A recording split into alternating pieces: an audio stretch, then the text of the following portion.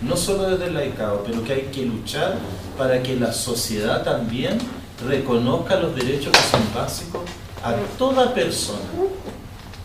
Y cuando no se reconocen esos derechos básicos de toda persona, también se violenta a personas.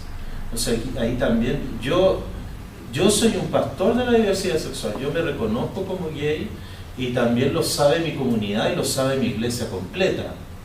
Y eso para mí también es un desafío porque muchas personas me miran raro, ¿ya? Pero por otro lado, eso me da mi libertad de ser quien yo soy. No tengo por qué mentir respecto a quién soy, ni esconderme, ni nada de eso.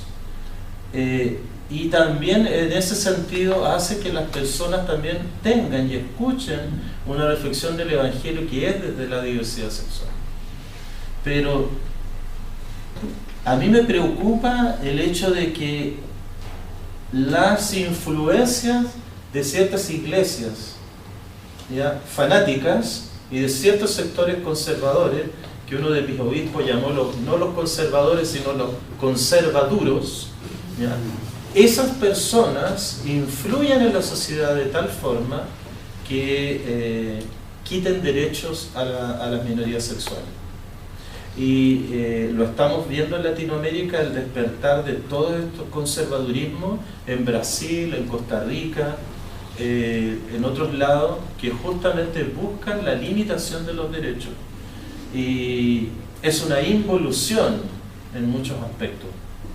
Eso creo yo que hay que evitarlo, y el poder del voto es muy importante. El poder y la influencia que se haga sobre la producción de leyes es algo que no se puede dejar como secundario, porque tiene una influencia real sobre las vidas de las personas.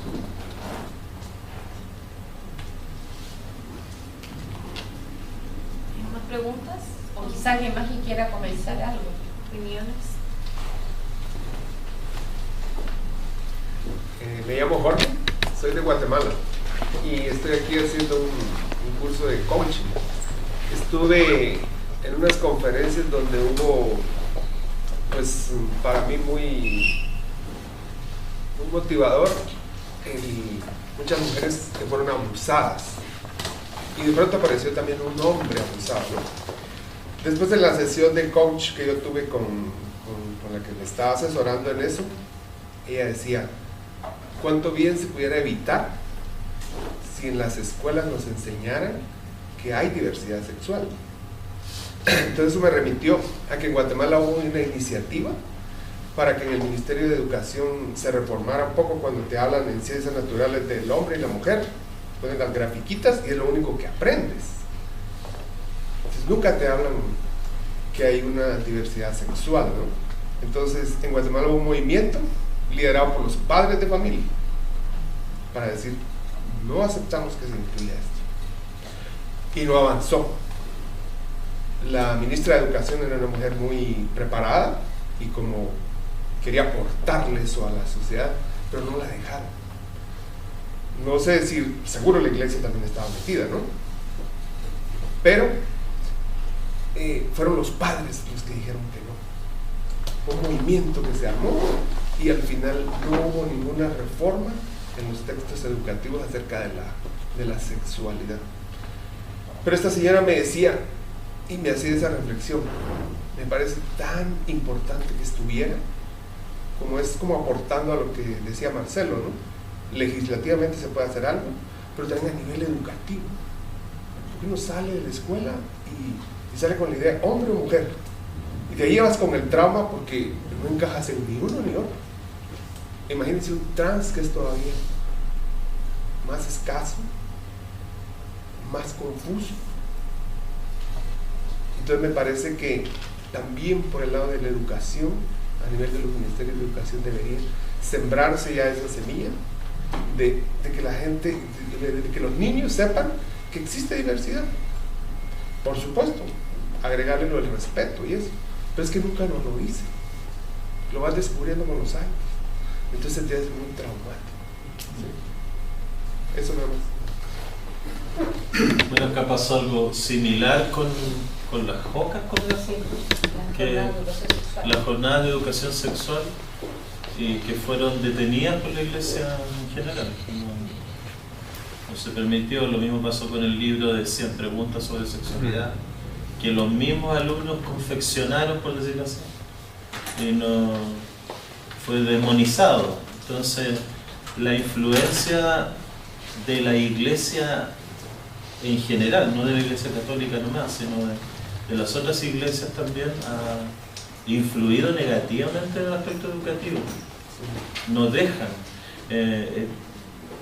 Yo, además de pastor, soy profesor, y años atrás en el liceo, digamos, los chicos tenían inquietudes de sexualidad, piden al gobierno que se hagan clases de educación sexual. Se imagínense los adolescentes pidiendo eso, y el gobierno se hace el cucho. No existe. O sea, no. Entonces es súper importante, porque muchos de los mensajes de la sociedad, de los medios masivos de comunicación, no son siempre los mejores, y ahí hay mucho que decir, pero comparto plenamente la visión de la profesora. Es decir, hay mucho que educar y que formar en las personas respecto a la aceptación del otro, no a la tolerancia, porque para mí la tolerancia es todavía un terreno de odio, porque bueno, te odio pero te tolero, sino que el aceptar que el otro es diferente, y aceptarlo significa que aprendo a conocer a esa persona sin los miedos habituales, sin los prejuicios habituales, sin mis lentes, por lo menos permitirle ser. Y eso creo que estamos al debe, educativamente estamos muy al debe. Tenemos mucha diferencia entre allá y acá. Sí, yo creo que se actúa mucho desde el miedo, pienso yo. Y todo lo que es desconocido es la amenaza. Entonces, entre el miedo y la ignorancia son dos enemigos súper fuertes, sobre todo en temas como este de la diversidad. Miedo porque lo veo como algo destructivo, no sé. Miedo quizás porque hay gente que ni siquiera, más conservadora, que quizás ni siquiera tiene reconciliada su propia sexualidad. Entonces te confrontas, ¿no? Y ellos van a poder enfrentar tu propia realidad. Y entonces el otro también se convierte en una amenaza que va a destruir como ese status quo que hay, que acomoda.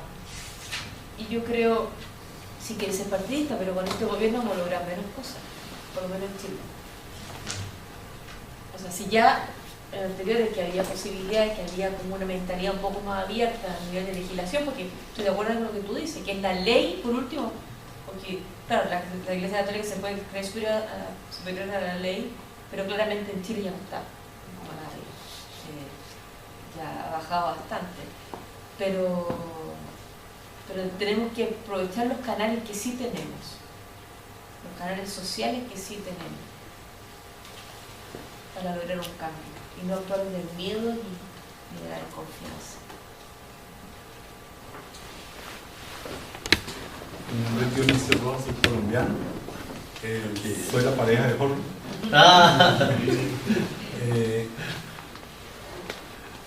Es más plantear una inquietud que ni yo mismo estoy seguro, ¿no?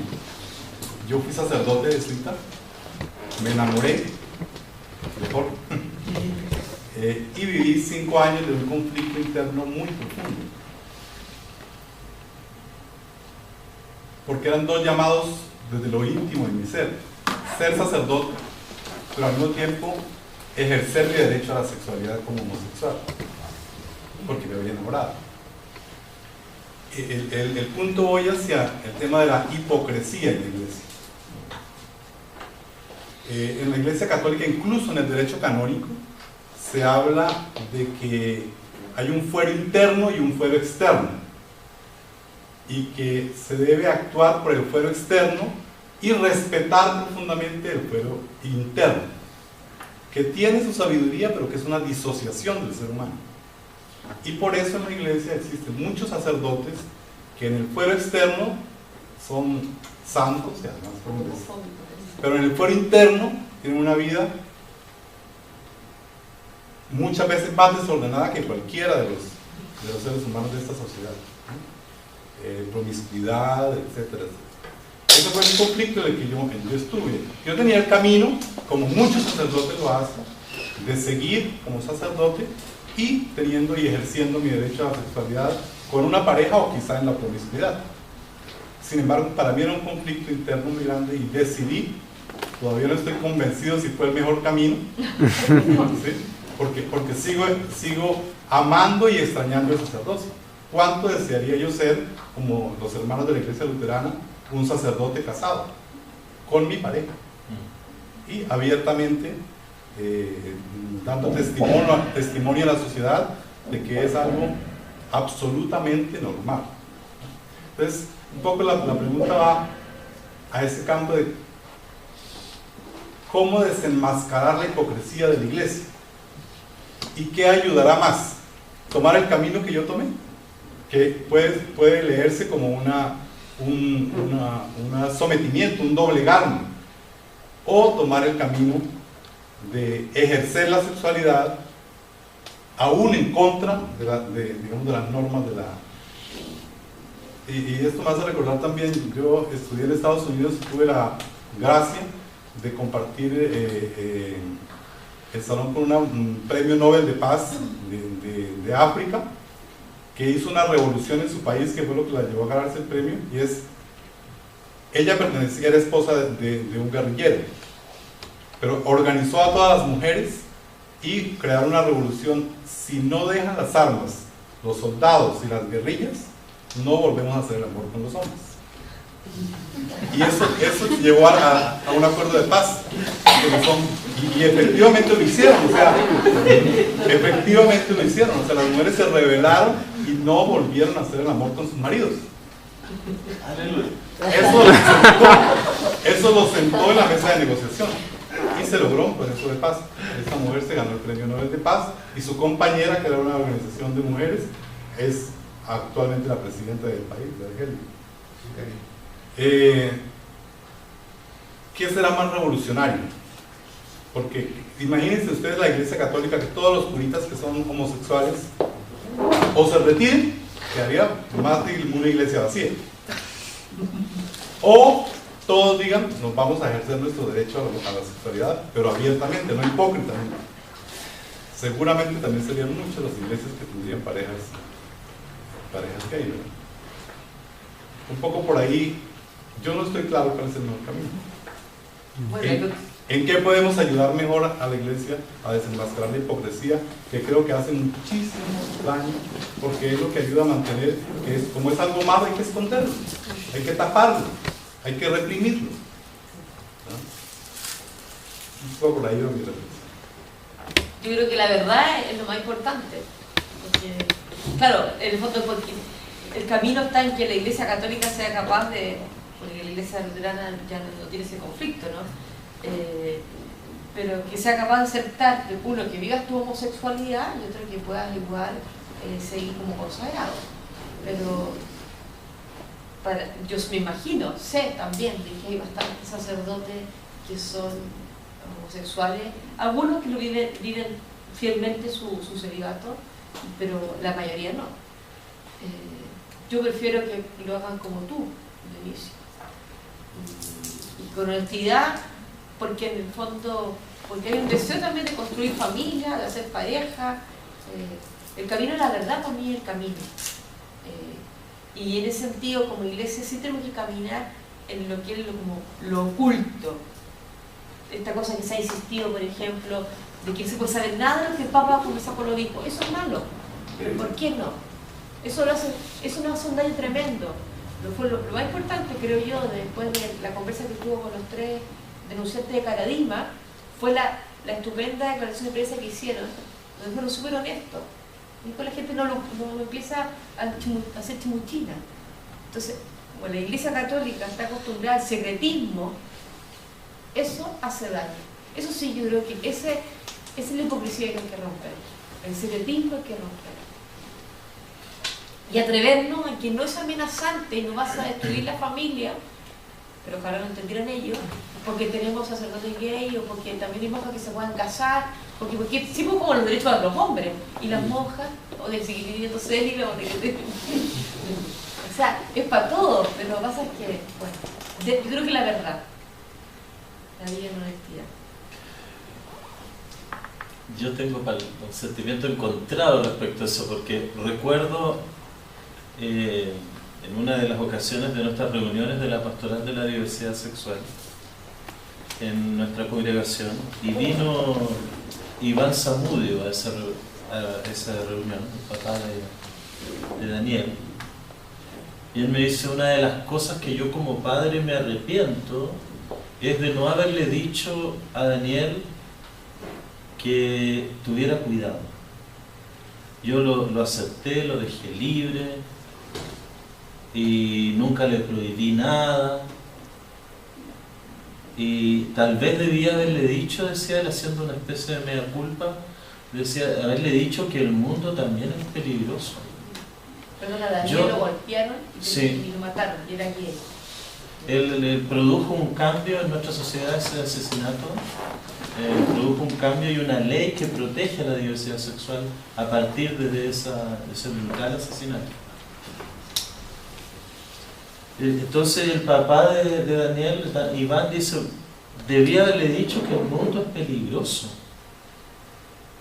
y que tomara conciencia de eso, a lo mejor se habría cuidado un poco y no habría sido tan confiado. Yo no tengo una imagen romántica ni de mi propia iglesia ni de ninguna otra. Las iglesias son lugares donde el nivel de crueldad puede ser infinito y la destrucción de las personas también. Por eso estoy en la iglesia, porque si en algo yo puedo evitar esa crueldad, lo voy a hacer. Pero yo no le puedo decir a una persona en buena conciencia: mira, ábrete nomás a la iglesia y dile todo lo que tienes que decir porque te van a hacer mierda. Es verdad, existen poderes dentro de las jerarquías de cualquier iglesia que pueden ser muy crueles. Y en ese sentido, creo que abrir espacios es nuestra responsabilidad. Pero eso todo tiene un precio. Y creo, o me gustaría tal vez, que en algún día eso no fuera así. Pero hay un precio. Y lo que sí yo te puedo decir es que al menos en la realidad que yo he conocido de los Estados Unidos, y he conocido de algunas iglesias en Argentina y en Brasil, hay muchas personas que han seguido con su llamado en nuestras comunidades. Pero eso no siempre es fácil tampoco, porque hay matices de la fe y que obviamente son desafiantes cuando uno hace un cambio de iglesia. Pero a mí me duele mucho eso, porque pienso que bueno, una vez en los Estados Unidos, les cuento una anécdota, el obispo Bennett de mi sínodo, Southwestern Texas, le van a reclamar, ¿no?, un grupo de personas homofóbicas, y dicen: bueno, estamos cansados de estos pastores homosexuales de la iglesia, y del obispo, que tenía un carácter bastante explosivo, y dice: ¿qué se creen ustedes? Dice: de venir a reclamarme de mis pastores homosexuales cuando ellos son los que más aman esta iglesia, los que están siempre con ustedes, los que les dan todo su tiempo. ¿Qué se creen? Y echó todas las viejas para afuera, pero no es que no haya oposición, pero por lo menos hay hay esa defensa, ¿no? Hay una cosa ahí que está en la iglesia que le permite a uno ser y existir. Eran otros años eso, mucho antes del 2010. Pero a mí me da pena a veces ver que personas que pueden ser tan útiles en el Evangelio, en la iglesia, en el mundo, que pueden contribuir tanto, no se les permita. Se les corten las alas, los sueños, y eso a mí me parece realmente un pecado enorme. Y entiendo perfectamente lo que dices, porque yo mismo pospuse muchos años mi propia vocación pensando que era el centurión romano. No merezco que entres en mi casa, soy demasiado indigno. Y eso me lo formó la iglesia, no el Cristo.